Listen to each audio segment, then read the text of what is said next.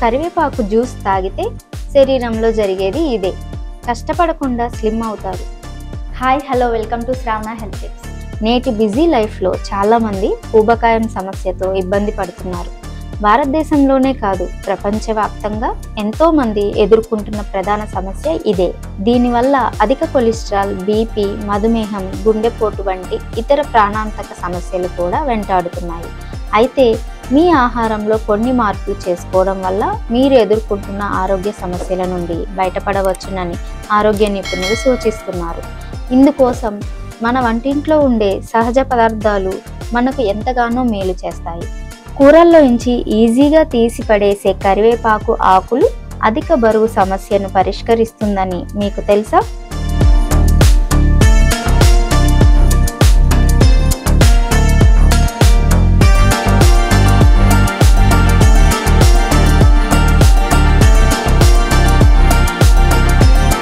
కరివేపాకుతో బరువు తగ్గడం ఈజీ.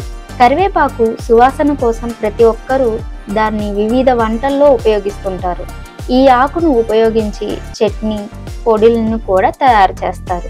మసాలా కోసం ఉపయోగించే కరివేపాకు వంటల్లో రుచిని పెంచుతుంది. అంతేకాదు, శరీరంలోని అనేక ఆరోగ్య సమస్యలను కూడా నయం చేస్తుంది. వాటిలో చాలా ముఖ్యమైనది ఊబకాయం.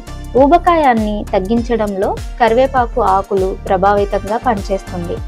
కరివేపాకుల్లో ఇనుము, కాల్షియం, విటమిన్ సి మొదలైన అనేక ముఖ్యమైన పోషకాలు ఉన్నాయి. ఇవి మన శరీరానికి చాలా రకాలుగా మేలు చేస్తాయి.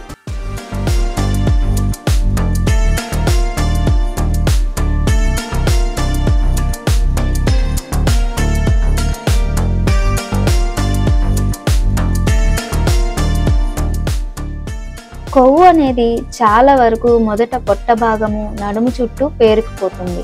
ఇలాంటప్పుడు కరివేపాకును తీసుకోవడం వల్ల ఊబకాయాన్ని తగ్గించుకోవచ్చు. కరివేపాకులో ఆల్కలాయిడ్స్ ఉంటాయి. ఇది లిపిడ్స్ను, కొవ్వును తగ్గించడంలో సహాయపడుతుంది. దీని రసం తాగడం వల్ల చెడు కొలెస్ట్రాల్, ట్రైగ్లిజరైడ్ స్థాయిలు కూడా తగ్గుతాయి. దీంతో రక్తంలో చక్కెర స్థాయి అదుపులో ఉంటుంది.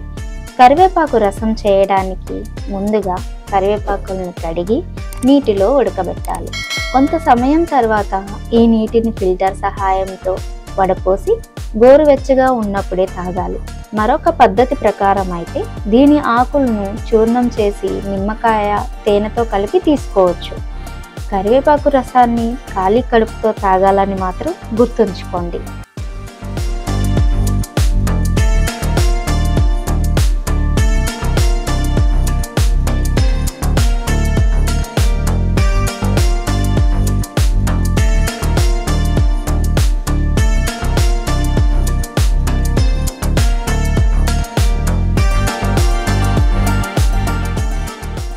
Please like and subscribe Shravana Health Tips for further updates.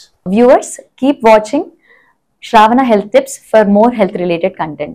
ఈ వీడియో కనుక మీకు నచ్చినట్లయితే ప్లీజ్ లైక్ చేయండి, షేర్ చేయండి, కామెంట్ రూపంలో కామెంట్ చేయండి. ప్లీజ్ చూస్తూనే ఉండండి శ్రావణ హెల్త్ టిప్స్.